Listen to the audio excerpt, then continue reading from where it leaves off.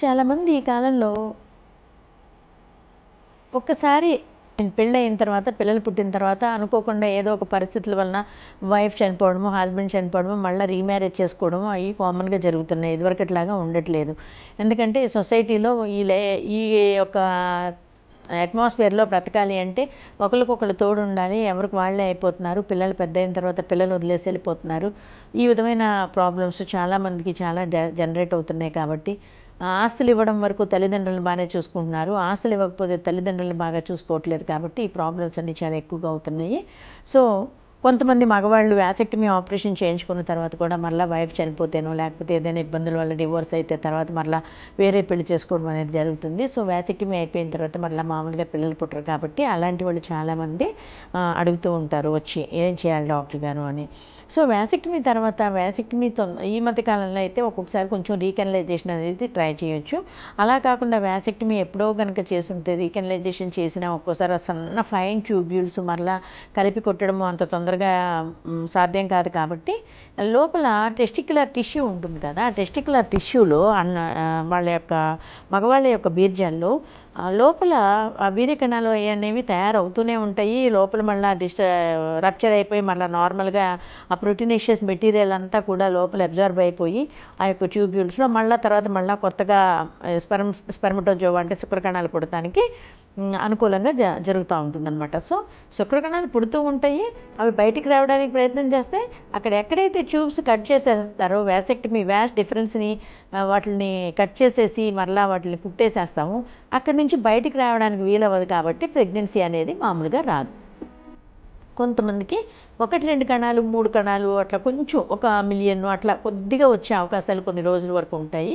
So అట్లాంటి వాటితో కూడా అలా ఒకవేళ నార్మల్గా సింపుల్గా చిన్న తక్కువ మోతాదులో కనుక వీర్యకణాలు వస్తుంటే ఆ వీర్యకణాలు తీసుకుని మనం ప్రెగ్నెన్సీ రప్పించడానికి ప్రొసీజర్స్ IVF ఫిక్స్ చేయించుకోవచ్చు.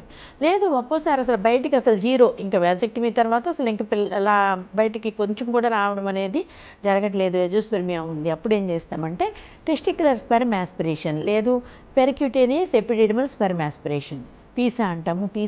ఇలాంటి టెక్నిక్స్ ద్వారా వీర్యకణాలను తీసుకుని వారికి ఈ యొక్క ఇక్సీ ప్రొసీజర్లో చేసి బిడ్డను తయారు చేసి పెడుతూ ఉంటాం.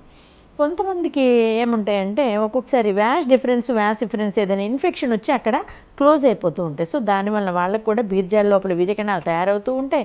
హార్మోన్స్ అన్నీ బాగానే ఉంటాయి. సో బయటికి వీర్యకణం రాకపోవడం జరుగుతుంది. కాబట్టి వాళ్ళకు కూడా చిన్న టెస్టికల్ నుంచి కొంచెం మత్తు ఇంజెక్షన్ ఇచ్చి టెస్టికల్లో నుంచి వీర్యకణాలు లేదా ఎపిడిడిమిస్లో నుంచి వీర్యకణాలు తీసుకుని బిడ్డను తయారు చేసి పెడతానికి వీలవుతుంది.